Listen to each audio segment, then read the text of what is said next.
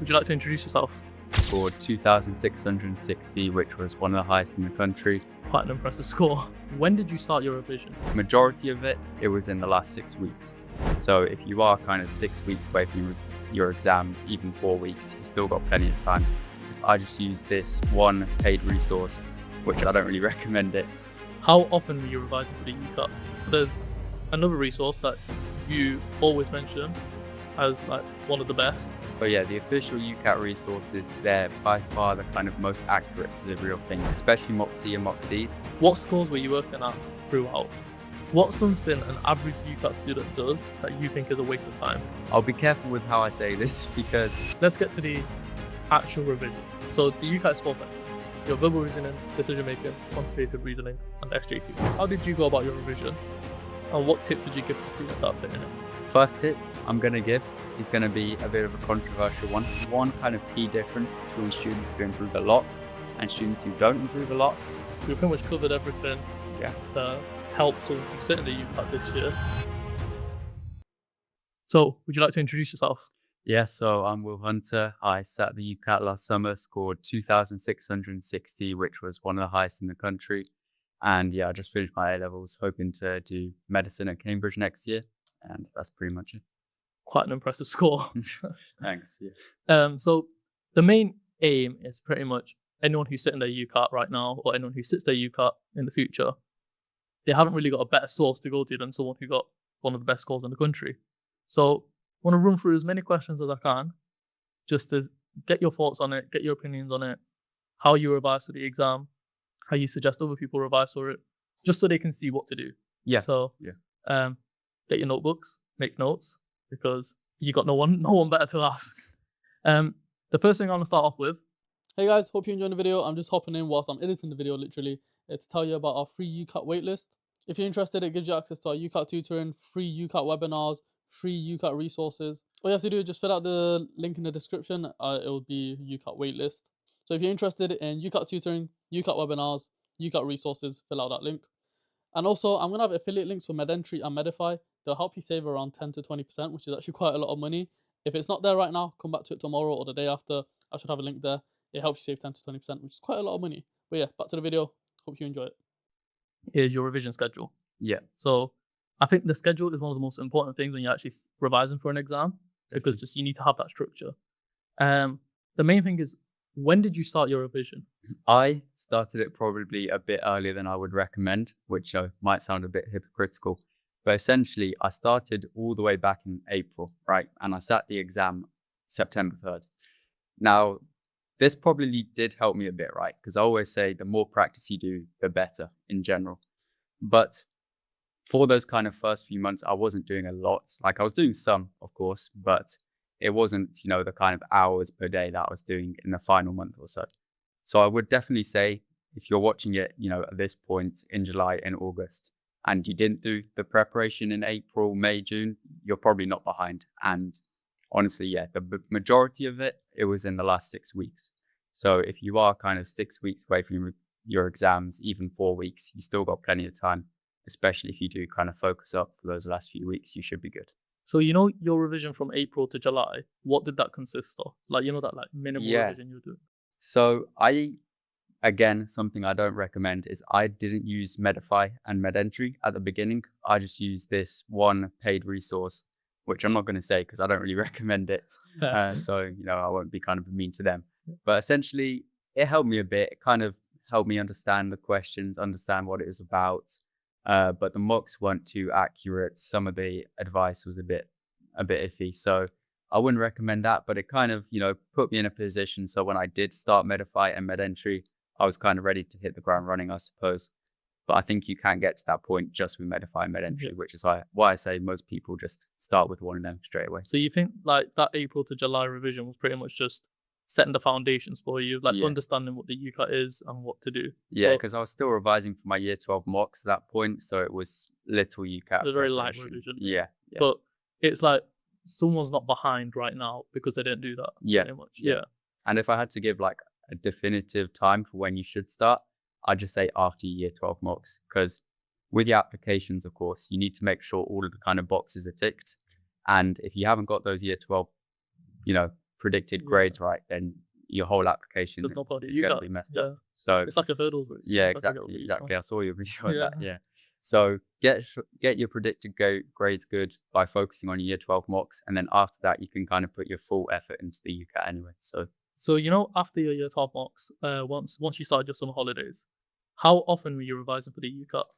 So I'd say every day. Every day I was revising pretty much. Probably, the odd day off, just when I had something with my family or I just wanted the day off, I would take it off. But yeah, it's pretty much sticking to a pretty consistent schedule of I'd just wake up, do a mock, relax for an hour, have breakfast, then just do another mock. And that would be my kind of daily routine, I suppose. And then that would like free me up for the rest of the afternoon. So it wasn't too much of a burden, Yeah. I'd say. But yeah, pretty much just those 2 mocks or just a mock and some practice sections every single day. So how many hours would you say you're doing on average every day? So during the final kind of 6 weeks, which is when the majority of my practice was, as I said, it was probably an average of 4 hours a day, just because some days it would be 6 to 8. Some days I'd take it a bit lighter if I felt like I needed to. So yeah, it probably averaged out at about 4 hours a day. Yeah, fair enough. And what does 1 hour of revision look like for you? So let's say you've sat down outside of a mock, you've sat down for 1 hour and you actually want to revise the UCAT. How did you do that? So I'd say 1 hour of revision, what I would do, pick a section that you want to focus on, verbal reasoning, quantitative reasoning. I'd do one section of those. I always think it's good to do the full section, just because if you're practicing kind of smaller question amounts, so say, for example, a quantitative reasoning section is 26 minutes, right? If you're only practicing in kind of 13 minutes or 5 minutes kind of blocks, then that's not really simulating what it's actually going to be like in the actual exam. Because as everybody knows, timing is such kind of a big aspect of the UCAT, right? And if you're not getting that practice in of what it's like to sit the full 26-minute block, you're not going to get that practice of when you should skip questions, what pace you should aim for. So I'd say anytime you're sitting down for a practice section, it should ideally be the kind of full length.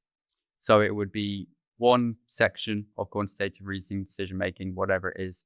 And then I always say kind of a 4-to-1 ratio of practice to reflection.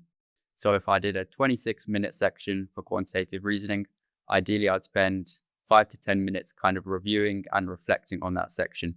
And we can get into what kind of reflection looks like for me, but I think that is one of the most important kind of aspects of it. You said that you're doing pretty much on average 4 to 6 hours a day in the final 6 weeks. How many hours revision did you do, like overall, would you say? So I did actually track this, and it was 200 hours, almost exactly in the end. Quite a lot. Yeah. I remember when I was in the UCAT, they were telling me that you should really be aiming for like 30 hours, which I don't agree with. I think 30 hours is too little. Yeah. I think closer to maybe 100 is actually better. Yeah. But did you ever feel like you were burning out? So yeah, this is an interesting topic. So personally, no, I didn't really feel like it. And this may have been because I had like a holiday kind of in the middle of my preparation, which might have alleviated some of that. But I always say, first of all, the more practice, the better. Assuming everything else stay the same, so assuming no burnout, no fatigue, anything like that, at the end of the day, the UCAT is a skill, right? And the more you practice any skill, the better you're going to get at it. And I don't see any reason why that's really different for the UCAT necessarily. So all else being equal, more practice, better. Of course, there's a whole idea of diminishing returns. And as you said, 100 hours of practice, the difference between 100 hours and 200 hours, it's not going to be that crazy, especially, comparing 0 hours to 100 hours, that's going to be a big difference, right? So yeah, more practice is better, but after a certain point, you're not going to see much improvement. But for me, I was just trying to kind of maximize my score, get as high as possible. So for me, it was worth doing more. And as for burnout, I would say compared to like revising for my A levels, it was actually easier. And that's just because, as I said, I would often just get my practice out in the morning. I didn't have any other real obligations to do, which is definitely something that, I was lucky to have and, helped me out a lot because I could just do my practice in the morning. And then for the afternoon, I was kind of just free to chill or relax or do whatever I want. So it didn't feel like too much of a burden, even though I was doing that kind of work every single day. So I think like the important thing to understand is that having that schedule is very important in terms of not having your whole day being UCAT. Yeah. It's just having that schedule of you're doing X amount of hours per day, let's say 5 hours pretty much. You do 2 hours, 3 hours, you got 24 hours in a day. Yeah. 5 hours is not much out of 24 hours. And Yeah. if you can schedule that correctly to have that revision there and spend the rest of your day doing whatever you want because you have the rest of the day to yourself, it shouldn't really cause you to burn out if you go about it correctly. Yeah, and one thing I would add to that is when you kind of limit yourself to, say, finishing your practice by, I don't know, 2 p.m., it's probably going to make your quality of practice actually better. Because if you know you've only got up to this certain time period to get your practice in, and then after that, you're going to, force yourself to relax and chill for a bit, then that's going to make you actually want to do the full mock, do the full sections, which is the quality practice that actually makes a difference. If you're just kind of like, okay, I'll revise the UCAT for 1 hour here and then 1 hour here, you're going to be doing less quality practice. And even if you're doing maybe more practice at the end of the day, first of all, it's going to feel like more of a burden just because, you're constantly thinking about the UCAT. You're constantly thinking, oh, I should be practicing. I should be doing this. I should be doing that. And also the quality isn't going to be there. The focus isn't going to be there. And in my opinion, that's just not what you want to be doing. Let's say you were going to sit the UCAT right now, again, with the knowledge you have of everything. When would you start your revision? I would say, honestly, how I recommended maybe after year 12 mocks, I would say personally, if I were doing it again, I would probably start a bit earlier than that. Just before my revision for the year 12 mocks really kind of gets intense, I would do just some practice, maybe get Medify for 1 month, like back in May, April, something like that. Again, just because the more practice, the better. And I do think just getting through some practice sections early before the kind of proper revision for my year 12 mock starts would be the kind of optimal strategy. But I would say if you've only got 4 weeks, if you only got 6 weeks, you're not really at much of a disadvantage. As I said, diminishing returns, that extra month you do in April, it's not going to make much of a difference. But I think if I would really, if my life were on the line, I had to do as well as I could on the UCAT again, of course, I'd practice more. Yeah. So now I want to get onto the resources you used. So let's say the students watching, they've got their revision schedule sorted. They've got this time frame every day. I want to do 5 hours, let's say 6 to 12 weeks of revision pretty much. Now the resources. Yeah. What resources did you use? I'm talking videos, websites, question banks. Did you have any tutoring? And rank them in terms of what you think was most useful to you. So yeah, the big two you kind of hear discussed all the time are Medify and MedEntry, right? And that is for a reason. Now, they're not perfect. They're definitely not perfect. And I'll talk about the official UCAT resources in a bit because those are pretty much perfect. There's just not many of them. So Medify and MedEntry, they are about 20 to 30 pound a month. They're not too bad. And what I would say is you get one of them for 1 month, then the other one for the second month. So yeah, if you're doing 8 weeks of practice, which is a pretty optimal, ideal amount, get either one of them first and then switch to the other one. Now, people always ask me which one should I get first. Really doesn't matter that much. If anything, possibly just get Medify first because MedEntry is slightly easier. Often people score a bit higher on MedEntry, so it just kind of gives you a confidence boost going into the exam. But the reason why I actually recommend getting both is that essentially, I believe you should be aiming to do all of the Medify mocks and all of the MedEntry mocks, ideally. Now, of course, that's not going to be for everybody. If you just want to get kind of the score for the cutoff of your university, you start practice and you find out you're already pretty much there, then of course, you don't need to be doing all of those mocks. But as I said, again, the general principle, the more practice, the better. I do think doing as many mocks, so all of the Medify and all of the MedEntry mocks is good. So yeah, do 1 month Medify, say, do all of the 25 or 20 mocks, however many it is, then switch, cancel your Medify subscription if you want, and then do MedEntry. Again, another reason why I think it is slightly more optimal to get both is they do each have their own kind of pros and cons. So for example, Medify's verbal reasoning, I got a video where I kind of broke this down, but essentially Medify's verbal reasoning is quite a bit harder than the actual thing and quite a bit harder than the official mocks. And I feel like everybody kind of notices that, but I kind of did a kind of study almost on them. And I found out that Medify's verbal reasoning passages were actually 30% longer than the official ones on average. So if we assume that, for example, the rate at which you answer the question is directly proportional to the length of the passage, then that's going from being able to answer all of the questions in the time to only being able to answer maybe 3/4 of them. And that's what I experienced myself. When I was doing Medify verbal reasoning, I was usually having like 8 to 12 questions left at the end. And in the actual thing, I was able to answer all of them. So what you want with the UCAT is as accurate as practice as possible, right? You don't want to be preparing for an unrealistic exam that is harder than the actual thing. So I say get Medify and MedEntry because MedEntry is slightly better in that aspect. So it's going to give you that more kind of realistic practice to the actual thing, which is going to help you develop your kind of correct strategy, your correct pace, and essentially the right kind of tactics and game plan for the actual exam. And that leads me on to the official UCAT resources, which are the ones that I think are the kind of true kind of holy grail of UCAT preparation, essentially, because these are the ones that are, of course, made by the actual UCAT consortium.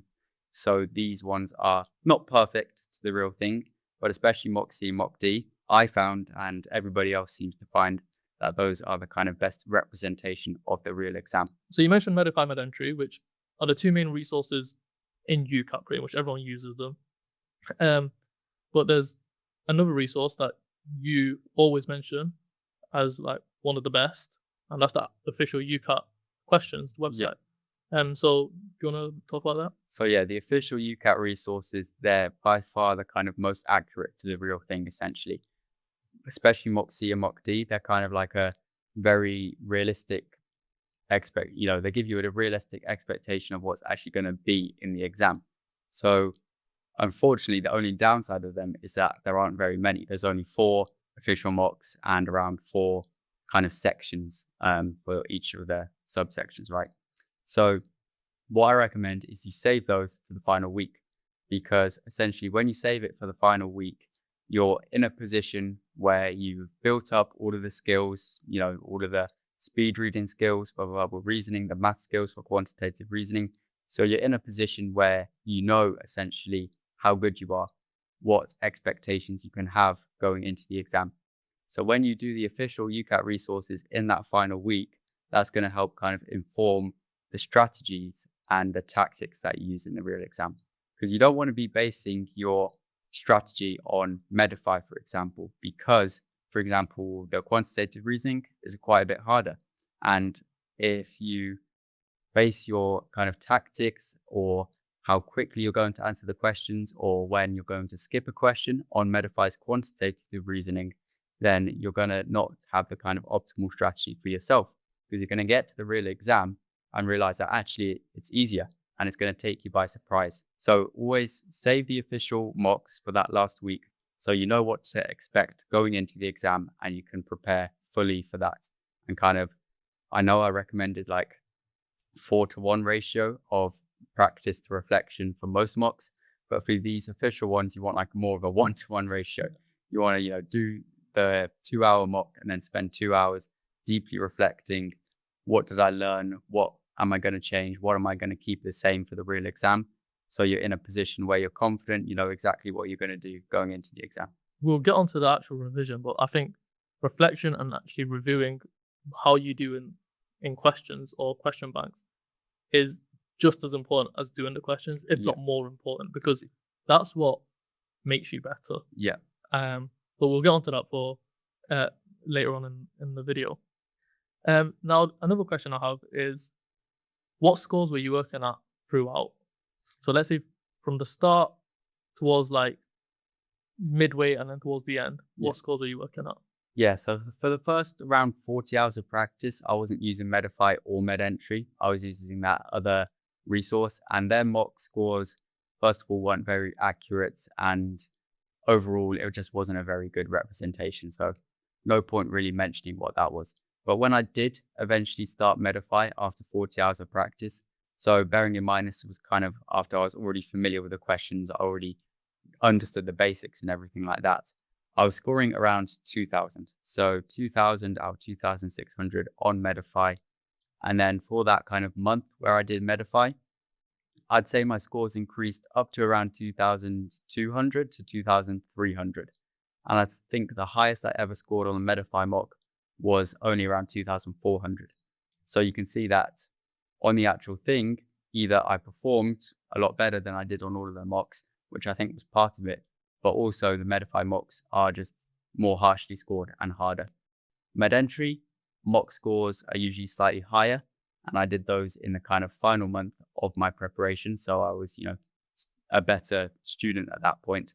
And on those, I think I reached around peaks of maybe 2,500 and maybe troughs of around 2,300. So that's not to say that if you're scoring that, you're necessarily going to score 2,660. Or if you're scoring below that, you're not going to be able to score 2,660 because everybody does score differently on mocks. And there are always kind of random factors that go into your performance on the day and your performance on the mocks as well. And then finally, the kind of final official mocks, I did a kind of score conversion for those ones. And I think I got around 2,550 on mock D. So I knew going into the exam that hopefully if everything went right, I'd get a pretty high score, but I didn't expect it to be as high as 2,660. Yeah. And when you were starting out, let's say maybe after the 40 hours when you kind of had the foundations and you're actually revising on Medify, was there any sections that you were better at and any sections that you're worse at? And how did you get better at them sections that you were worse at? Yeah, so I always preferred decision making. That was kind of my favorite topic or section. Quantitative reasoning, though, that one I was able to score.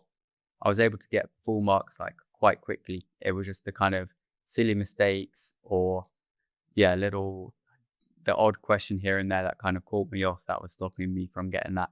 So essentially with quantitative reasoning, I didn't really have much improvement for the final month because I was kind of already there after a bit. So that kind of leaves out verbal reasoning, which was one that's definitely up until, the very final weeks, I was still scoring in the 700 range, like 800 max, right, pretty much. And as I said earlier, I was still having questions that I left unanswered at the end because I was just running out of time. So we can talk specific kind of techniques and strategies for verbal reasoning, but I'd say the one thing that actually helped me personally to improve was just that process of reflection, essentially, because I would look and I would kind of analyze my process of actually answering the questions, and I'd see what personally could I change to maybe affect this. So what I would do is I would just try out a bunch of different strategies and see what was actually working, what actually led to better scores. So for example, I remember there was one day where I decided to test reading the entire passage first, then answering all 4 of the questions. That didn't work for me. I don't think that works very well for most students, but I tested it out anyway, just to kind of see if it did work. And then over time, I was able to kind of develop my own strategy that worked best for me. And that ended up being kind of a mixture of scanning for keywords where possible. I developed the kind of understanding of how fast I could read. So often people kind of force themselves to read a bit too quickly on verbal reasoning. They kind of try to speed read and they end up not being able to retain any of the actual information they're reading. And that was something I noticed in myself through the reflection I did. So actually by slowing down my reading, kind of sounding out the words in my head sometimes, that was another thing that I was able to identify in myself. And once I fixed that, that increased those scores. So it's kind of just those incremental changes that I managed to achieve just by changing things up, testing stuff out, and seeing what worked for myself. So I do think there are some kind of general tips that are applicable to everybody for each of the sections. But my kind of overall advice is always just to test as much as you can to actually see what strategies work for you. Obviously you have so many students reaching out to you. What's something an average UCAT student does that you think is a waste of time or is incorrect? Okay, so I'll be careful with how I say this because it's not a waste of time, but I think people can take untimed practice a bit too far and they can end up doing a bit too much of it, right? I hear people saying they plan on doing like 4 weeks of untimed practice. And in my opinion, the kind of goal of untimed practice is to nail the kind of basic techniques for the questions. familiarize yourself with the questions, but beyond that, they don't really serve much of a purpose. So for example, let's take verbal reasoning. When you do untimed practice, the way you answer the question is going to be different to how you do it when you have that time pressure. Because, it's all well and good being able to read the passage at a leisurely pace, then answer the 4 questions. And sure, you might get 80% accuracy when you do that. But as soon as you start switching to time practice, that's basically going to go out the window. So you do need to do, I'd say, the majority of your practice under those time conditions, because that's what the actual exam is, right? Doing verbal reasoning without the time pressure is not really doing verbal reasoning, if you know what I mean. I would say the kind of one nuance point of this is quantitative reasoning. I think untimed practice can be very useful for quantitative reasoning for a longer period, just because there you want to make sure you get like the proper and most efficient techniques as a habit. And often when students put time pressure on themselves too quickly with quantitative reasoning, they kind of slip back into their old bad habits. So I'd say take a bit more time on untimed for quantitative reasoning, just to kind of build up the good techniques, the most efficient techniques, learn how to use the memory function properly, and kind of get that ingrained in you. So when you do switch to time practice, you still keep that good habit whilst also increasing your speed. Yeah, I think the time part of the UCAT is one of the most important parts and also one of the hardest parts. Yeah. Because I remember when I was doing it, it was like 25 seconds a question, 30 seconds a question. And it's quite hard questions to do in that time. So it is getting used to that skill of being able to answer a question in that time limit you have. Yeah. And don't get comfortable with all the time in the world, pretty much. Yeah. And the way you would answer a question if you had 1 minute is completely different to how you answer it 30 seconds. Like it can be a complete shift in the technique you actually use. So again, just practicing with the untimed. Don't expect that to perfectly translate to timed. Don't expect to just magically double your speed as soon as you switch to timed without, changing the technique in any way. So now let's say you've done all your prep, your exam is tomorrow. What do you do the night before your UCAT exam? Yeah, so this is something that I think I kind of had nailed quite luckily. So essentially, the night before my exam, I think I slept like, 10, 11 hours, like a full night of sleep. I didn't wake up to an alarm or anything like that. I had my exam at like 12 p.m. or something like that. So I was able to just wake up at leisurely time, just kind of wake out of bed in that kind of cartoonish fashion, like just super relaxed, super energized. So I think obviously that's going to be very important. And, I'm not like a sleep expert or anything, but of course, just the general tips of not having any screens 1 hour before bed, having a cold room, you probably heard it all before. One thing I would say is the week leading up to your practice, try to go to bed the same time that you would the day of the exam. Try to wake up the same time as the exam. That way you're kind of going to be used to it. You're going to be ready for it. And that's just probably going to increase your chance of performing mentally as well as you can. Because the UCAT, of course, you can do all of this practice, but if you're not kind of mentally sharp, you're not able to concentrate on the day, that's going to have massive impacts on your score. See, it's quite interesting that you mentioned that, because something that I do when I was in my exam, now I want to see if you agree with this or if you suggest it or don't suggest it, was I started doing my mocks at the same time that my exam was. Yeah, definitely. That's a good idea. So in that final week when you're doing the official mocks, treat them like the actual exam. Do everything you can to simulate the actual exam, because first of all, you're going to be doing the official mocks, so they are going to be very similar to the exam, and you're going to know what to expect. You might identify some things that go wrong during those mocks. So maybe you notice your concentration starts to slip on quantitative reasoning. And then because you've done that in the exact same conditions that you're going to do the real exam, you're going to be vigilant of that in the real exam. You're going to know to expect it, and you're going to hopefully be able to mitigate it. So now let's get to the actual revision of each section. So the UCAT is 4 sections. You have verbal reasoning, decision making, quantitative reasoning, and SJT. Yeah. Now, let's put about 5 minutes for each section.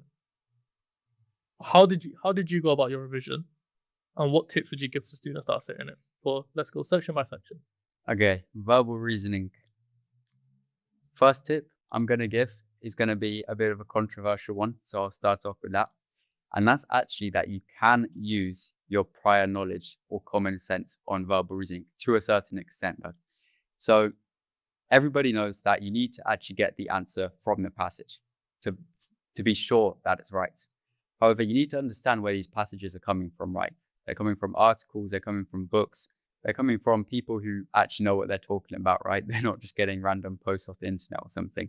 So my point is that these articles are not going to contain false information, and you can actually use that to your advantage. So for example, on my exam, there was a question on like the Roman Empire, and it was a classic question: which of these 4 statements is true and supported by the passage, right? And I just knew from just my knowledge of history, I don't know where I picked it up, I don't know, from a book or something. I just knew that 3 of the statements were just clearly false and not true. So what I could do is I could just select the remaining one and move on, because the other 3 aren't going to appear in the passage. So this one must appear in the passage, right? Now that's a rare scenario, but where it comes in most useful is with actually guessing questions. Because most people, I think the stats are like 90% of people are going to have to guess at least one question on the verbal reasoning. So if you can improve your odds of getting that question right that you guess, that's going to be the difference between maybe 2 or 3 marks potentially, which is, around 40 to 50 points. So that's a big difference. So what I kind of recommend is to never blind guess a question. And what I mean by that is when you just essentially, yeah, exactly, just select, I don't know, B for all questions and just move on. I think you should always be at least reading the question and reading the answer options, because even if you don't have that kind of prior knowledge, you can at least use your common sense a lot of the time. I mean, some of the questions, some of the answer options just seem ridiculous a lot of the time, and they just seem completely out of tune with what you would expect on a normal UCAT passage. So any kind of super controversial sounding opinion or something that would be unlikely to appear in like a academic's view of a subject, you can probably just rule that out and move on. It sounds like common sense, but what people need to understand is that when they're revising for the verbal reasoning, your main focus is genuinely just verbal reasoning. You don't even think about your common sense or like history or anything. Yeah. So it is quite a good tip to just be like, just read instead of just read it. Even if you're in a rush, just read what it says. And it's not going to be able to guarantee you the mark. Like obviously, most of the time you should be reading the passage and actually finding the answer in the passage. But if it's a case where you've got 2 minutes left, you've got 12 questions to answer, instead of spending those 2 minutes on one passage and then just randomly guessing the last 8 questions, spend the 2 minutes on the 12 questions, actually give them a read and see which answer makes most sense to you. And in my experience, that's able to get your odds from like 25% per question up to maybe even 50% or something like that. I should do a test on that. I probably will in the future. But yeah, I think that can improve your odds massively. One thing I'll talk about, another thing with verbal reasoning, is of course everybody knows that ideally you should be scanning for keywords wherever possible, right?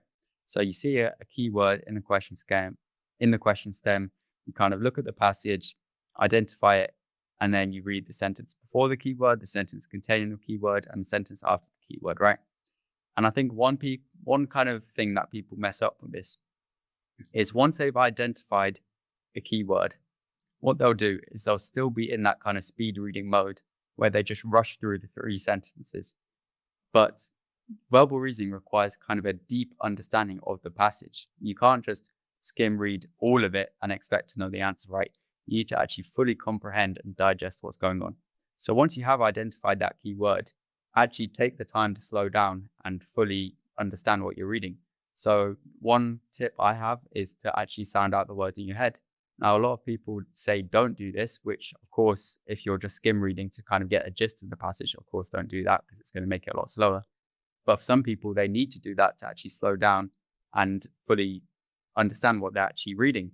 Another thing is, after each sentence, you could try recapping it in your head to make sure you fully digested it, you fully know what's going on, and it actually will cause it to stick in your brain. So when you go back to the question, you don't have to then go back to the passage again and reread it. So I'd say once you commit to reading the passage, actually read it properly. And then one final thing that I'll give for verbal reasoning is oftentimes you'll read the passage. You'll know that you've read the part of the passage that is meant to answer the question, but you're kind of stuck between 2 answers. Because the verbal reasoning, it's like once you understand the passage, that doesn't guarantee you're going to get the answer right. And I'm sure that people who do a lot of untimed practice, they probably know this, right? They know they've read the passage, they've read everything twice, and they're still getting questions wrong. Now, this isn't something you could avoid completely, but one kind of framework I kind of have for making that tricky decision between two options that seem right is not which option seems the most right, but instead which option has the weakest kind of counter argument against it. Because you need to realize that for each of the incorrect options, there's going to be something about it that makes it wrong. Either they add a new concept to the kind of statement, or they make an alteration from the passage that changes the meaning, or they make the wording more extreme than it actually is in the passage. So if you're stuck between two options, try making kind of a counter argument against each of them. And then that should kind of hopefully help you reveal which one is more likely to be incorrect. So that's just one final thing I'd say. And I'd say that once you've done that, you just need to kind of select one and move on. Don't dwell on those kind of questions for too long, because they can be big time sucks. I think that's like 3 very good tips, pretty much different sections that if they make notes on that, go through, it'll be very useful for them. Next section, decision making. So I'll start by talking about the timing on decision making. So it's the least time pressured out of the 3 kind of cognitive sections. But again, probably about half of the people answering it won't be able to answer all the questions, possibly more. So one small timing thing that I think pretty much every student should be implementing is that if you're running out of time on decision making, skip the logic puzzles. So the logic puzzles are the ones where it's got like 4 people and you're kind of matching them up with the activities that they do that people will know once they start practice, right? And these questions, first of all, they take the longest amount of time. Second of all, they're the hardest questions to get right, in my opinion. And third of all, they're only worth 1 mark. So unlike the kind of syllogisms or inference questions where you drag the yes or no, those ones are worth 2 marks. So they're definitely worth doing. Logic puzzles, they take a long time and they're only worth 1 mark. So what I kind of recommend to everybody is you skip those going through the first time, because the last 16 questions are the opposite. They are fairly easy and they are quick to answer. Those are the kind of Venn diagram and probability ones. So you don't want to be missing out on any of those. So skip the logic puzzles, come back to them at the end. And that should be kind of the one big thing that will cause a leap in your score if you weren't doing it already. I'd say the only reason why I didn't do that and why I recommend students who are aiming to answer all of the questions on decision making don't do that is actually because once you answer the logic puzzles, you're going to have more time pressure on you. And that's going to kind of force you to take those last 15 questions more quickly. And as long as that doesn't influence your kind of accuracy on those final 15 questions, it can actually be a good thing to kind of have that extra time pressure on you. So that's a kind of general timing tip for decision making. Then we can talk about some tips I have for syllogisms. So syllogisms are the classic kind of all iggles are piggles, all piggles are miggles, those kind of classic ones. And first thing I would say is you need to understand the kind of vocabulary that they use. So for example, words such as some have very strict definitions actually. So of course, in our day-to-day life, when we say some, we're not talking about a very specific thing. But in the UCAT, it means strictly 2 or more, but not all. And for example, the word not all means not all, but it also means at least 1. So first things first, learn all of those definitions, and that way you won't be dropping marks that way. Another thing is you need to kind of learn the common patterns they do on syllogisms. So one kind of common thing they'll do is they'll say all X are Y. So for example, all cars are automobiles. And then one of the statements that they'll test is they'll reverse that logic. They'll then say, does the statement all Y are X, so all automobiles are cars, follow? And of course here, you need to recognize that the answer is no. And that's just one example, but there are lots of patterns that they'll do that come up again and again. So as soon as you can start to kind of recognize that, that will save you a lot of time because you won't have to kind of think through it each time. Final thing with syllogisms is the kind of whole topic of Venn diagrams or not. So you can usually represent the questions in a Venn diagram. Now, I didn't do this. I don't necessarily recommend the kind of top students or the students who find it kind of most naturally easy to do that. Just because, again, you want to be saving as much time as possible. Ideally, you'd spend no more than 60 seconds on syllogism questions. So use the Venn diagrams at the start if you want, because it will help you kind of understand these kind of relationships I talked about earlier, the kind of all X or Y kind of relationships. And then one very niche tip that I'll give for the Venn diagrams is if you want to represent a possible overlap, always use a question mark. If you have started doing Venn diagrams, you'll probably know what I mean by a potential overlap. But yeah, anytime you want to represent the possibility that something could either overlap or could not overlap, use a question mark, because that's another common thing they'll kind of test. They'll test whether you understand the kind of nuance of whether something is possible or whether something is guaranteed. And of course, the answer is only yes when something is guaranteed. So that's kind of what I have to say for syllogisms. Then I don't think I'll go through all of the individual question types, but yeah, that's kind of the main thing I want to say for decision. And I think with the Venn diagrams is it kind of just helps students, if they are starting out, kind of just be able to like envision it all in person instead of having it all up in their heads, just like getting stuff mixed up. And going back to logic puzzles, I'd say even for the top students, writing it down on the whiteboard is usually the best strategy, because you kind of have to think of it like, what's the worst case scenario? When you're doing it in your head, the worst case scenario is you try to do it in your head, you spend like 1 or 2 minutes on it, and then you realize you need to use the whiteboard anyway. Whereas if you just commit to using the whiteboard, worst case scenario, you spend a bit more time than you would if you did it in your head. But overall, exactly. So you need to kind of assess how it is for you. Are you somebody who, unless something goes very bad, you won't be able to answer all the questions in time, in which case you should take the kind of more safe approach. So perhaps that's using Venn diagrams, using diagrams on logic puzzles, writing down stuff where necessary on quantitative reasoning, for example. We'll get onto that later. But yeah, you need to assess for yourself whether you're aiming for a more kind of high risk strategy or a lower risk strategy. And that's of course just going to depend on what you're aiming for and the kind of patterns you identify in your mocks. You've done global reasoning, done decision making, quantitative reasoning. So quantitative reasoning, again, I'll touch on timing first of all. So 26 minutes, 36 questions, probably in between the two or in the middle of the three for how time pressured it is. It's become less time pressured over time, actually. I think the year before me, they reduced how time pressured it was. So people will say that I would have got lower without it, but maybe. So yeah, it's quite time pressured though, right? Maybe again, just over half of students won't be able to answer all of them. So for this, you need to find what your skipping strategy is going to be. You need to identify the type of questions that take the longest for you. So those could be the kind of tax questions or the questions with lots of information that you have to read. Perhaps the ones with the theme parks where you have all of the different combinations of families and prices and everything like that.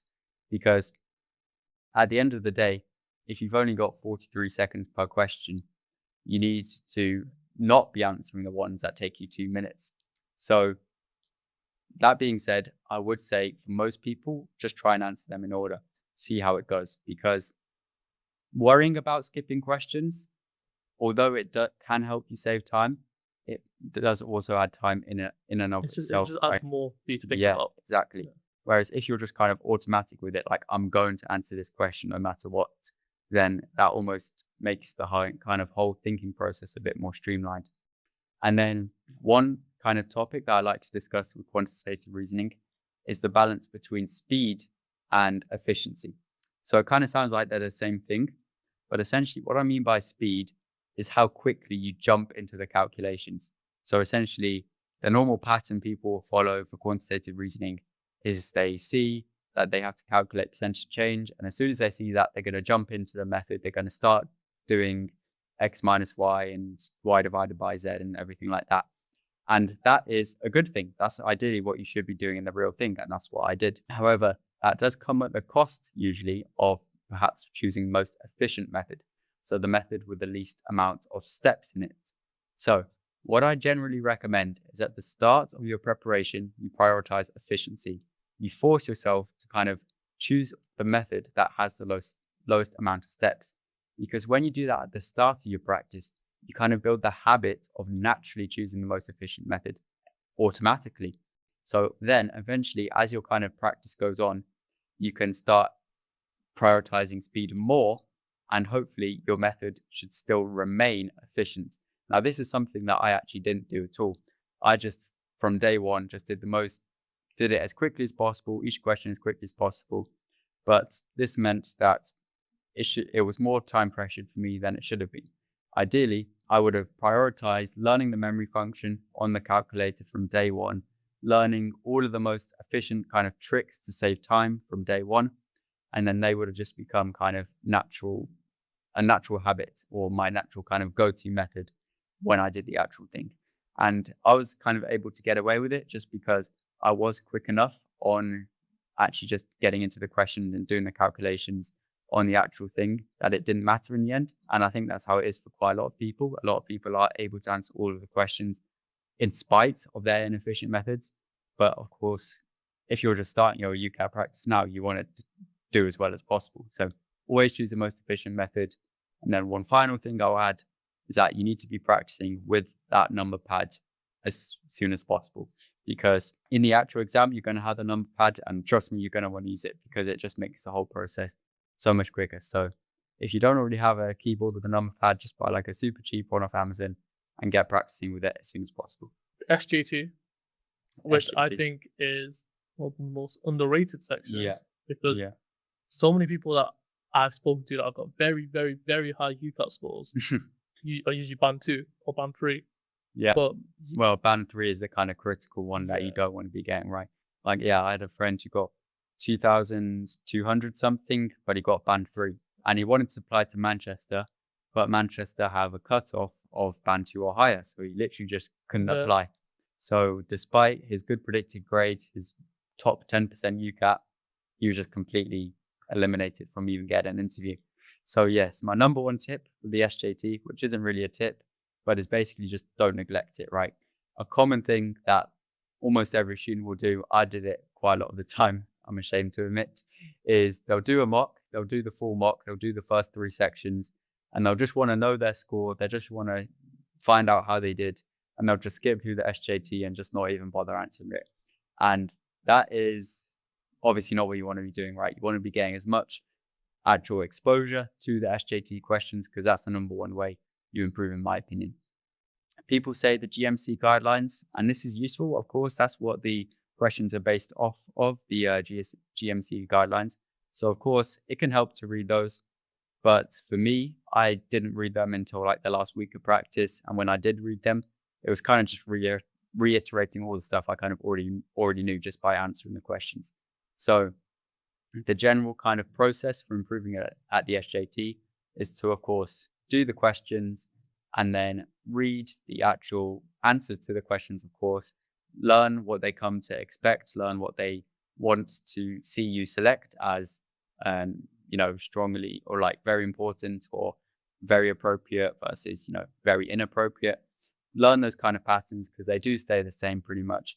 And most importantly, kind of read the reasoning. So when you read the reasoning for why the answer is the answer on Medify, MedEntry, the official UCAT question banks, it will give you that kind of extra information you need to fully understand the context of why they believe what they believe, why it's so important to always report if a doctor is drunk on duty, the fact that patient safety is the number one concern. All of that stuff you'll just naturally pick up on, and of course make notes on it as well, just because that's going to cause it to be more ingrained in your memory.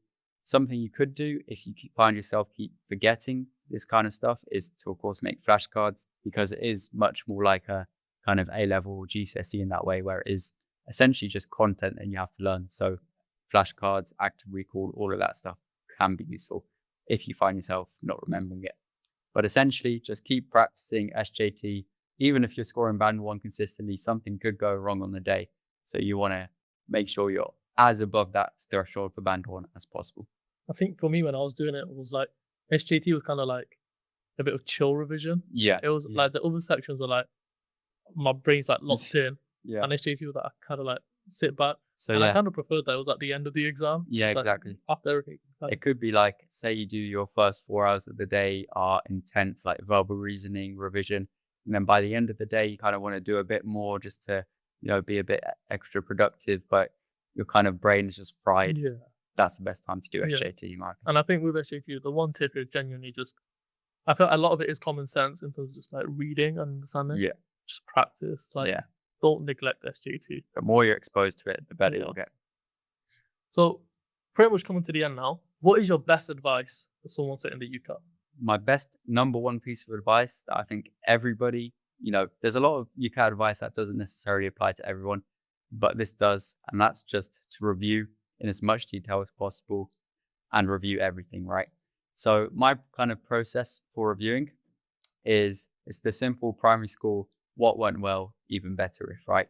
So you say, what did you do in your mock that you want to keep the same for next time? Because there's obviously going to be new behaviors you introduced in each mock. And if those went well, you want to make sure they're translated over to the next session, right? So you always write down what went well, because if you're making all of these changes in your behavior, but you're not actually noting when they do go well, then you're not going to keep doing them, right? So that's the first step. What went well? What did you change last time that actually did work? And then next, even better if.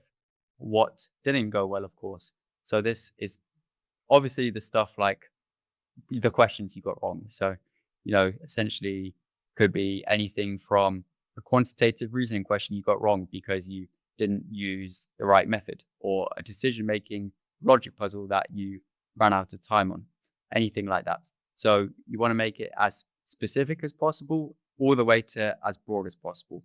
So the specific examples are your logic behind a best argument question on decision making. You failed to understand that the correct answer had to apply to all aspects of the original question. So you'll note that down. You'll write, for next time, I need to remember that in the best argument question, the best argument is going to need to address all aspects of the question. And the most important part is you actually write that reflection down, because of course, it doesn't have to be, on pen or paper. It can be on a Google Doc. But the actual kind of process of writing it down is what influences your change, in my opinion. So I just had like a massive Google Doc with like 10,000 words of all of my reflections. And I didn't reread them at all, really. It's just the fact that I wrote them down caused them to influence my change for next time. So yeah, as specific reflections as possible, but of course, also the kind of broad tactical reflections as well. So for example, on a verbal reasoning section, if you found out that in that section you perhaps were slower, you had to guess more questions, you kind of analyze what overall went wrong. So perhaps it was you didn't skip a passage where you should have. So next time you're going to skip a passage when it looks like this, when it has that more technical language, for example. Or perhaps in quantitative reasoning, it was that you weren't using the memory function correctly throughout the entire mock. So next time you're going to make that change and implement it. However, one thing that I think people mess up with their review is they will only review the questions that they actually got wrong. But oftentimes there's still massive improvements you can make on the questions you actually get right. So just because you got a quantitative reasoning question right doesn't necessarily mean you use the most efficient method. It may have been that you could have done it in half the time if you had, used the memory function or used a more efficient kind of process that meant you had to type in less numbers. So don't just be looking for improvements on the questions you get wrong, but also the ones you get right. And even the questions that you seemingly answered well in a short amount of time, there's probably something you can change. So I think one kind of key difference between students who improve a lot and students who don't improve a lot is the students who improve a lot are just kind of ultra critical of their performance. They're always kind of seeking for the little kind of tweaks and changes they can make to kind of make those gradual incremental improvements. Because ultimately that is how you improve at the UCAT. It's not the kind of big things, but it's the kind of small things that stack on top of each other. Thank you. I think we pretty much covered everything. Yeah. To help someone who's sitting the UCAT this year. Definitely. Outside of that, where can people find you? What's your username? So my TikTok is just Will Hunter. Hopefully I'll come up with that. It's Will_Hunter_W. My YouTube, I've only got one video on there at the moment. It is that Medify versus official verbal reasoning comparison. It's a pretty good video. Hopefully I'll be uploading more on there. But yeah, on my TikTok, you can find all of my videos, my free UCAT guide, and you can also learn how to kind of get in contact with me, get some free advice, because yeah, I'm always there, happy to help anyone who needs it. And that's So, very I mean, the fact that students have access to you as someone who got one of the best scores in the country is very useful. Your advice today was very, very useful. I feel like if I had this 5 years ago, 6 years ago, I would have smashed my UCAT. But overall, well done. on that. Thanks. And I think hopefully they made their notes on what needed to be made on. But I feel like we covered pretty much everything that needed to be covered for someone who's sitting in the UCAT. So, Yeah, but thank you for watching. Make sure you subscribe and make sure you go check out Will.